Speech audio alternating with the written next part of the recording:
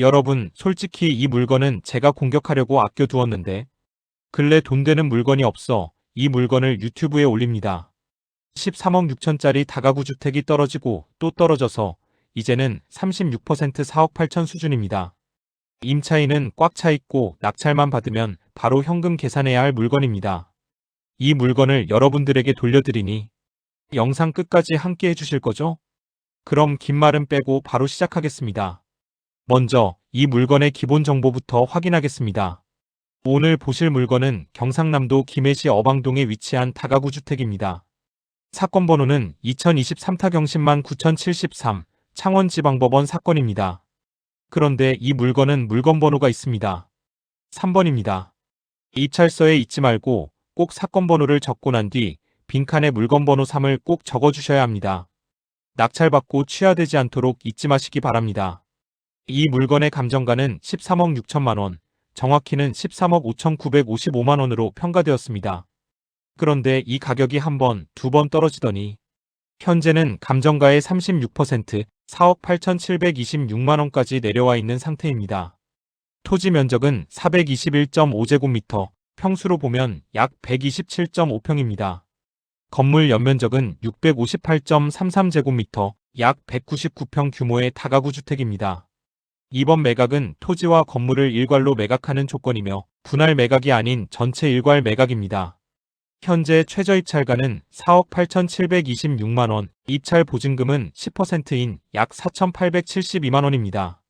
매각 기일은 2026년 1월 15일, 이제 더 이상 미뤄지지 않고 진행 중인 상태입니다.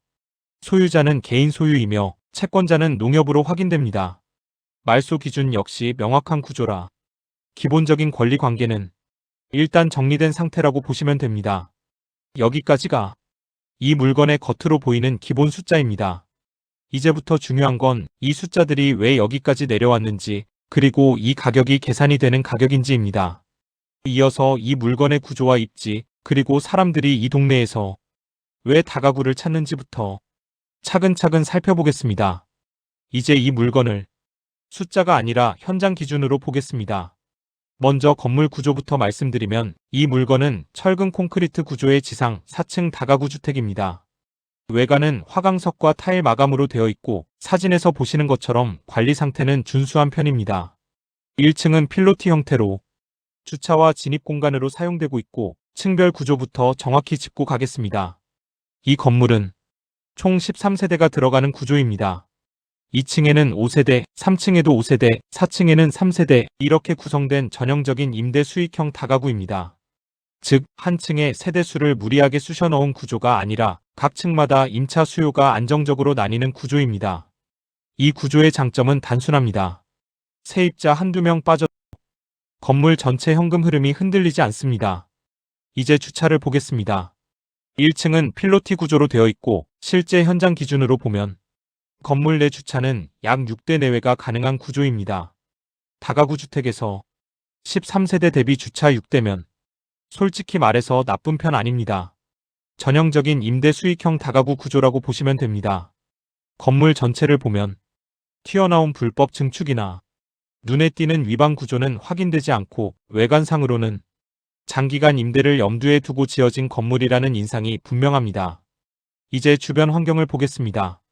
인제대학과는 1.3km 거리에 있어 도보로 20분이면 도달할 수 있고 건물 앞도로는 차량 한 대씩 충분히 오가는 생활도로이고 영상에서 보시는 것처럼 양쪽으로 다가구와 다세대 주택들이 빼곡하게 형성된 전형적인 주거 밀집 지역입니다.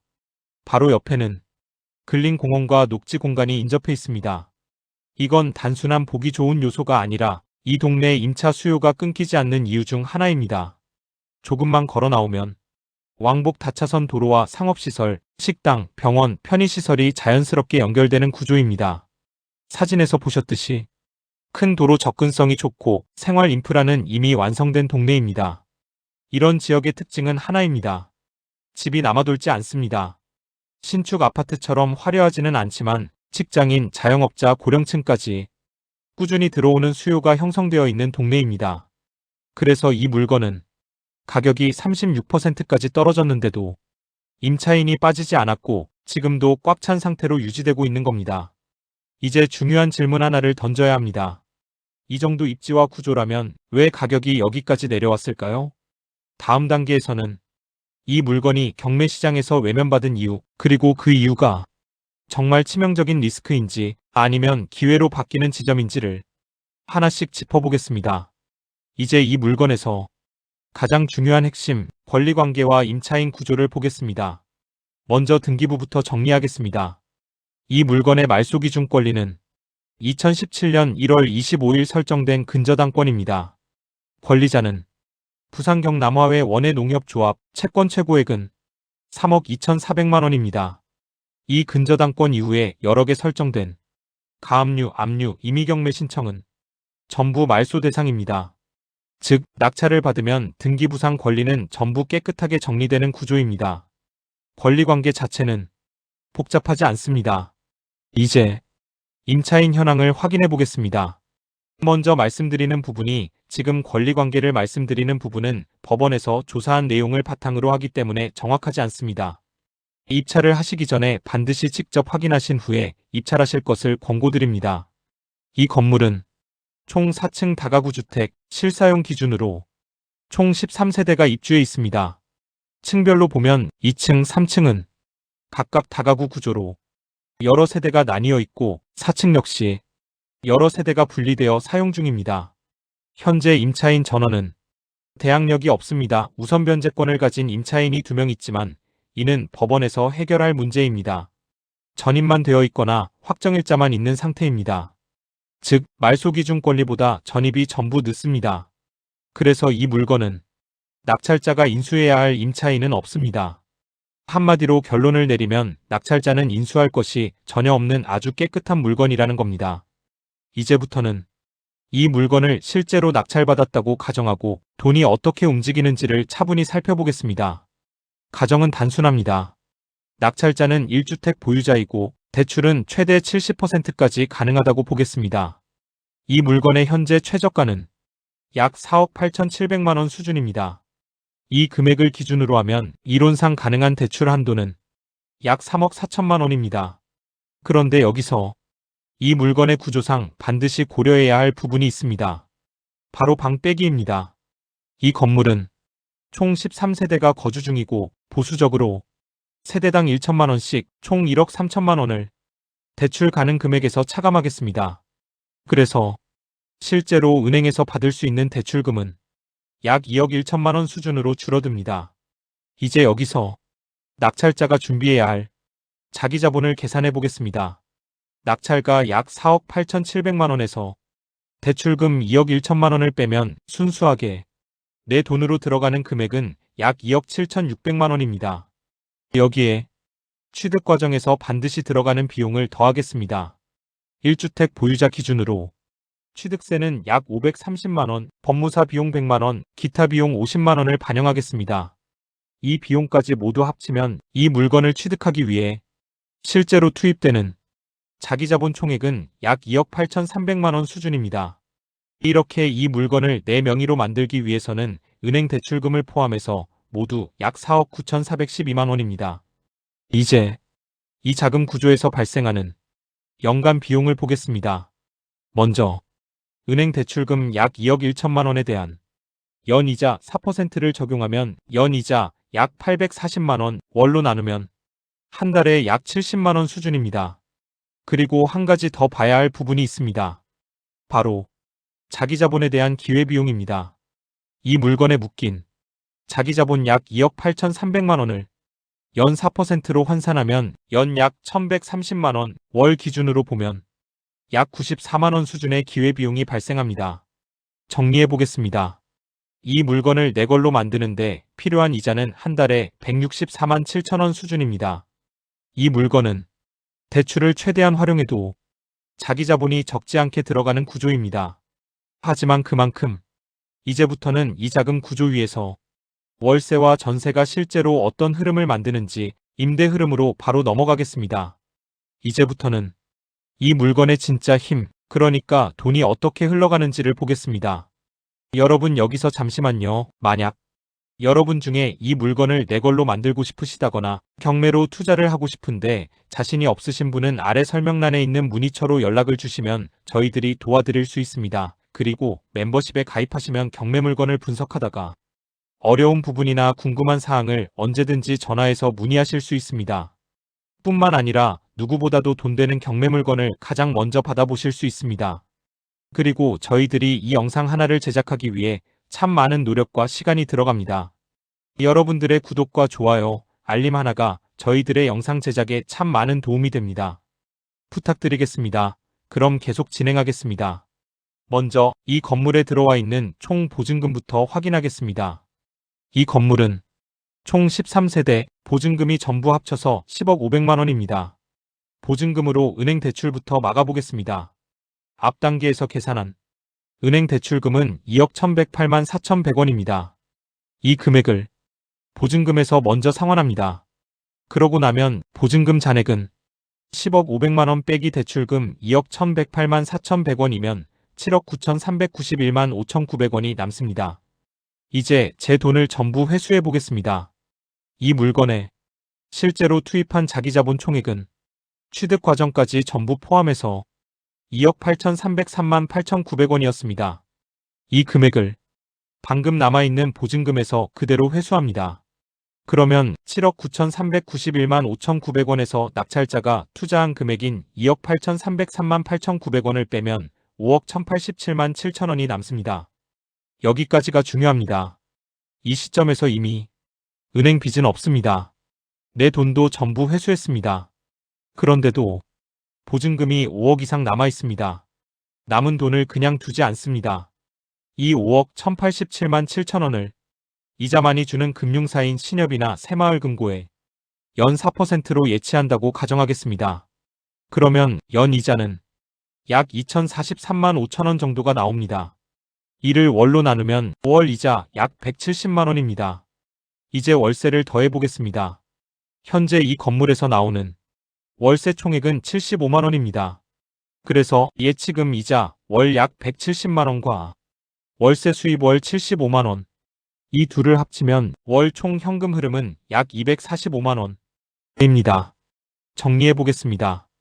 이 물건은 낙찰 후 보증금으로 대출 전부 상환하고 자기자본 전액 회수하고도 현금 5억 이상이 남고 그 돈에서 매달 약 245만 원이 나오는 구조입니다.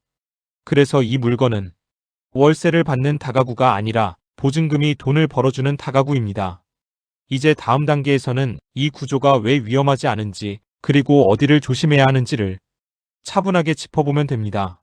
솔직히 말씀드리면 저희의 입장에서는 대출 시 방빼기도 매우 순조롭게 할 수 있는 금융사도 있지만 여러분들의 입장에서 보수적으로 계산한 것입니다. 자, 이제 이 물건의 마지막 출구, 매각으로 넘어가 보겠습니다. 이 물건은 개인 명의로 취득해서 3년 이상 보유 후 매각하는 시나리오입니다. 매각 금액은 감정가 그대로 13억 5,955만 1,040원입니다.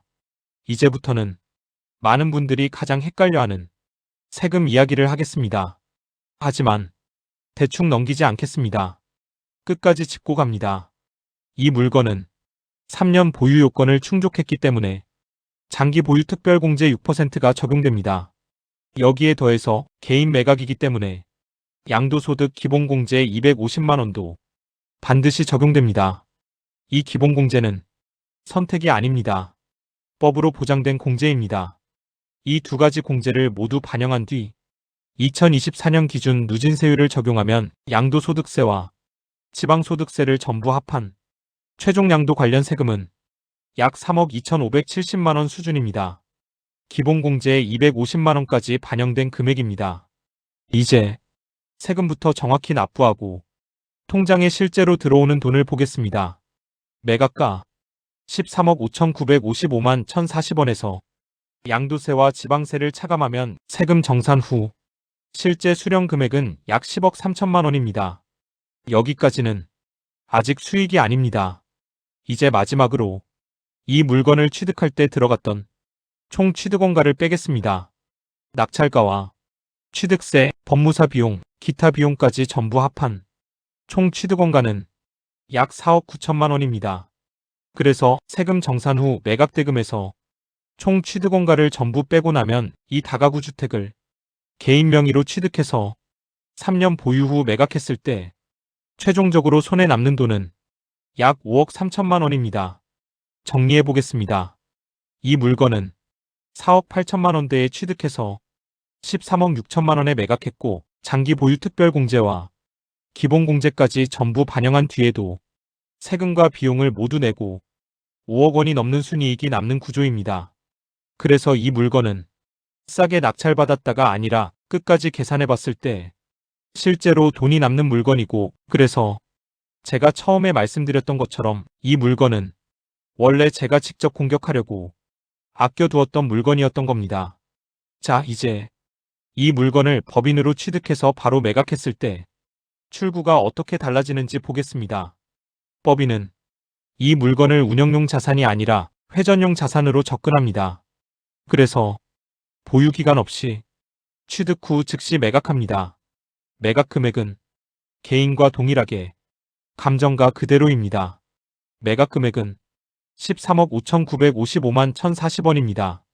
이제 법인에서 가장 먼저 부딪히는 부분부터 짚겠습니다. 바로 취득 단계의 세금입니다. 이 물건은 주택이기 때문에 법인 명의로 취득하면 중과 취득세 12%가 적용됩니다. 낙찰가 4억 8,726만 3천원 기준으로 법인이 취득하면서 부담하는 취득세는 5,847만 1,560원입니다. 여기에 법무사 비용과 기타 비용을 더하면 법인의 총 취득원가는 약 5억 4,700만 원 수준입니다. 이 시점에서부터 개인과 차이가 벌어지기 시작합니다. 이제 바로 매각입니다. 법인은 장기 보유 특별공제도 없고 기본공제도 없습니다. 오직 차익 전부가 과세 대상입니다. 매각가에서 법인의 취득원가를 빼면 이 물건이 법인 기준 양도 차익은 약 8억 1천만 원입니다. 이 차익에 대해 법인은 두 번 맞습니다. 한 번은 일반 법인세, 그리고 한 번은 주택 양도에 따른 추가 과세 20%입니다. 이 두 가지를 모두 적용하고 지방소득세까지 포함하면 법인이 매각하면서 부담하는 총 세금은 약 3억 5,900만 원입니다. 이제 세금을 모두 정리하고 법인 통장에 실제로 남는 돈을 보겠습니다. 매각 금액 13억 5,955만 원에서 법인세와 지방세를 전부 차감하면 법인에 남는 금액은 약 10억 원입니다. 여기서 처음 취득할 때 들어간 법인의 취득원가를 빼면 이 물건을 법인으로 취득해서 즉시 매각했을 때 최종적으로 남는 순이익은 약 4억 6천만 원 수준입니다. 정리해 보겠습니다. 이 물건은 개인 3년 보유 매각을 하면 시간이 걸리지만 세금이 상대적으로 가볍고 순이익이 더 크게 남는 구조이고, 법인 즉시 매각을 하면 회전은 빠르지만 취득세와 추가 과세가 무겁고 순이익은 줄어드는 구조입니다. 그래서 이 물건은 법인에게 나쁜 물건이 아니라 법인으로는 오래 들고 갈 물건은 아니고 빠르게 회전할 때 의미가 있는 물건입니다. 오늘 물건은 겉으로 보기에는 가격이 많이 떨어진 다가구로 보이지만 끝까지 계산해보니 누가 가져가느냐에 따라 결과가 완전히 달라지는 물건이었습니다. 개인으로 가져가면 시간은 걸리지만 세금 부담이 상대적으로 가볍고, 법인으로 가져가면 회전은 빠르지만 취득세와 양도세가 확실히 무거운 구조였습니다. 그래서 이런 물건일수록 감정이나 기대가 아니라 끝까지 숫자로 확인하는 게 가장 중요합니다. 저희는 앞으로도 이런 식으로 좋은 말만 하는 경매가 아니라 리스크까지 함께 계산해드리는 경매 분석만 하겠습니다. 실제 물건을 더 깊이 보고 싶으신 분들, 권리관계나 자금 구조를 한 단계 더 꼼꼼하게 확인하고 싶으신 분들은 실전경매연구소 멤버십을 통해 더 많은 분석 자료를 참고하실 수 있습니다. 멤버십에서는 유튜브에서 다 못 다룬 숫자 하나, 조건 하나까지 실전 기준으로 정리해드리고 있습니다. 이 영상이 조금이라도 도움이 되셨다면 구독과 좋아요 한 번씩 부탁드리겠습니다. 이 두 가지가 이 채널을 계속 운영할 수 있는 가장 큰 힘이 됩니다. 앞으로도 대충 넘기지 않고 끝까지 계산해서 남는 경매만 차분하게 보여드리겠습니다. 지금까지 실전경매 연구소였습니다. 시청해주셔서 감사합니다.